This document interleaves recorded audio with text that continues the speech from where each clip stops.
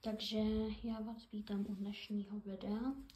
Určitě dejte odběr a like. A tohle je druhá část o havárii letadla v Koreji. Tak ještě mimo, tady mám takovou pilotní kabinu Boeingu 747-400. Jinak k tématu. Zjistil jsem, že letadlo letělo a přistálo až za půlkou runwaye. Normálně by v tomhleto místě dávalo jasně go around. A taky jsem slyšel, že 4 minuty před havárií se odpojila černá skřínka.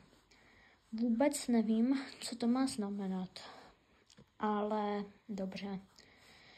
Taky jinak nechápu, proč vždycky se to začne řešit tak na 2 dny a najednou všechno zmizí a potom, až se najde nový důkaz, tak se objeví a zase to zmizí třeba i na dny, týdny nebo měsíce.